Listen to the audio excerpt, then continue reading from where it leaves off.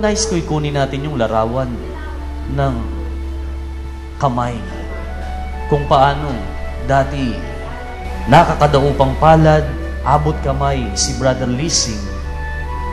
Siya ay hawak-hawak, tangan-tangan. Ngunit ngayon, yung larawan ng unti-unti na pagbitaw sa kanyang kamay ang siya nating mapagnilayan.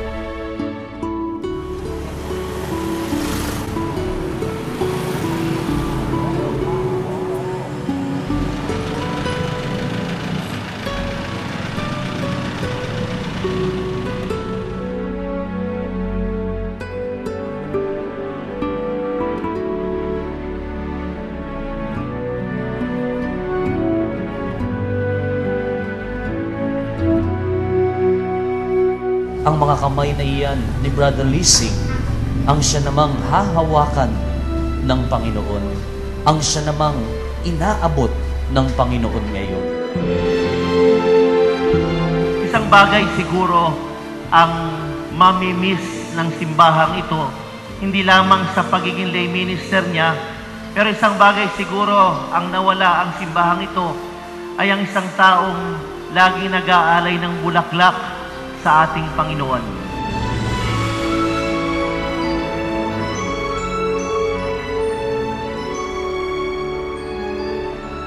Pero ang bango na kanyang iniwanan sa kanyang buhay, lagi nating maaamoy, lagi nating maaalala.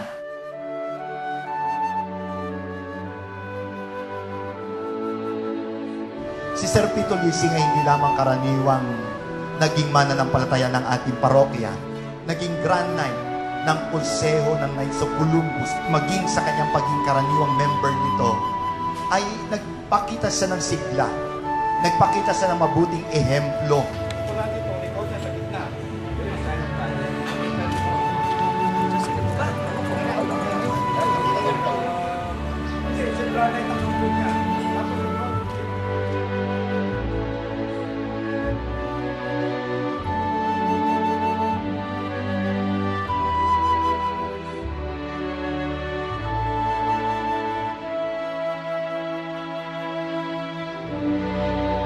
Totoo na maaaring wala siyang bilyon, pero ang mga nagmahal sa kanya at itinuring na yaman siya ng buhay ay higit pa sa kayamanan ang naranasan ng Tata Pito.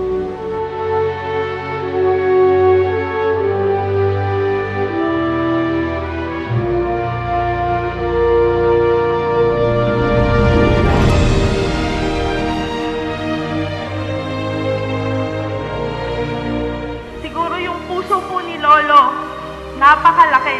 Kasi po, sa dami po natin, mga teachers, mga naging estudyante po niya, mga kasamahan po niya sa lay minister, sa Knights of Columbus, lahat po tayo nagkasya sa puso ni Lolo kasi lahat po tayo mahal na mahal ni Lolo.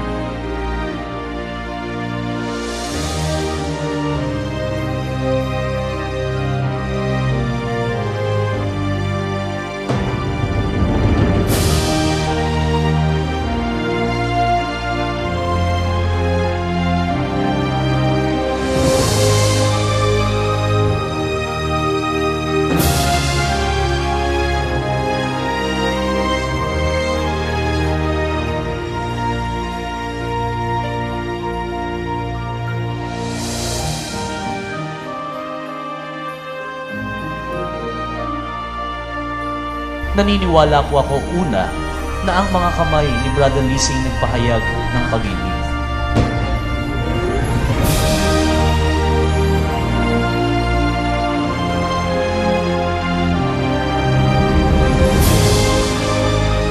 Kasama pati diyan, mga kamay ni Brother Lising na umahakay sa kanyang mga anak, sa kanyang pamilya, yung magkahawa kamay, naglalakbay. Inakay niya ang kanyang pamilya sa tamang pamumuhay.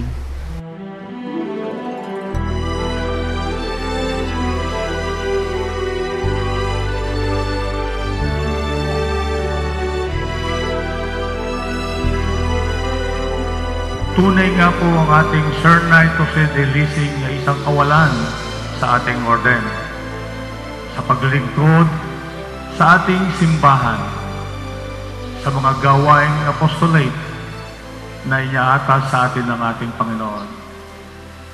Sa kanyang pananatili dito sa lupa, tunay ngang ipinakita ng ating Sir Knight Jose de Lising ang sinabi ng Panginoon o pinag-uutos sa atin ng Panginoon, humayo kayo at iparating ang mabuting balita sa lahat ng dako. Noong siya'y nabubuhay, siya'y naglingkod bilang lay minister ng St. Peter the Apostle Parish. Kaya, mga Brother Knights, inaabot ko sa inyo ang aking pakikiramay at higit sa lahat sa kanyang pamilya. Tunay nga pong malaking kalungkutan ang lumukob sa atin sa pagyaon ni Sir Lising. Ngunit sa kabila ng kalungkutang yaon, naroon ang tuwa at galak, sapagkat tanto nating lahat na natitipon dito ngayon na ang buhay niya rito sa daigdig ay naging ganap at mabunga. Ang pinakamalaking bahagi ng buhay niya ay inilaan niya sa pagpapalaganap ng karunungan bilang guro, punong guro at tagamasid, pampurok sa mga paaralang pambayan.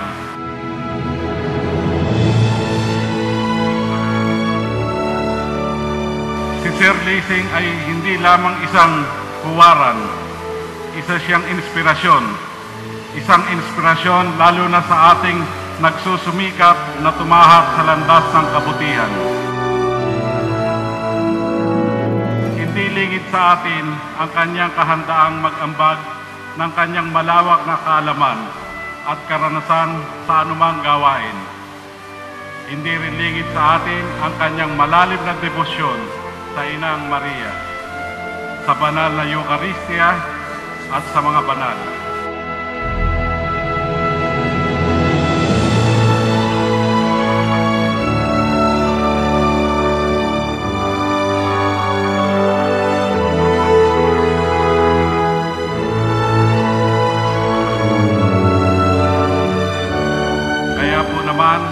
Ang pagyaon niya ay madaling tanggapin sapagkat buo ang paniniwala natin na tatanggapin na niya ang mga gantimpalang makalangit na inilaan sa kanya ng Panginoon.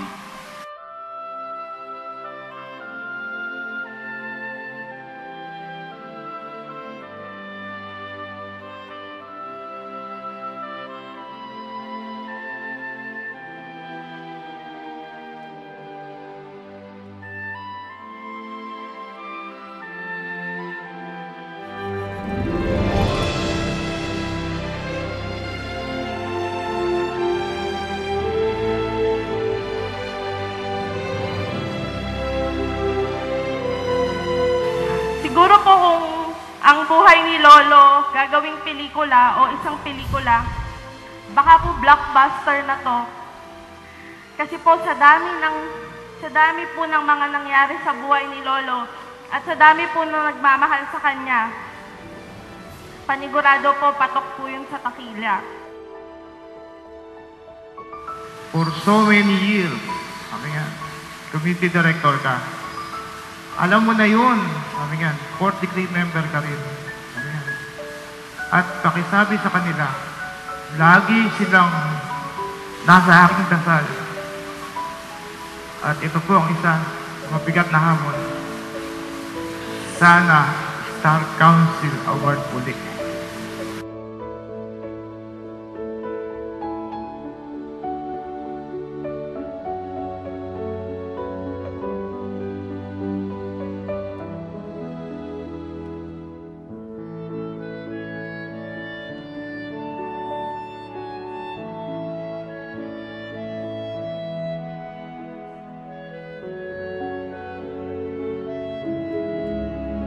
Alam natin na siguro daang libo ang dumaan sa pagtuturo ni Mr. Lising. At kung merong sasabihin ng Panginoon sa kanya, sasabihin sigurado ng Panginoon, pumasok ka, tapat na lingkod, upang makamit mo ang gantimpalang nauukol sa iyo. Isang tapat na guro na kung saan naging dahilan ng maraming tagumpay ng mga mamamayan sa sambayanan.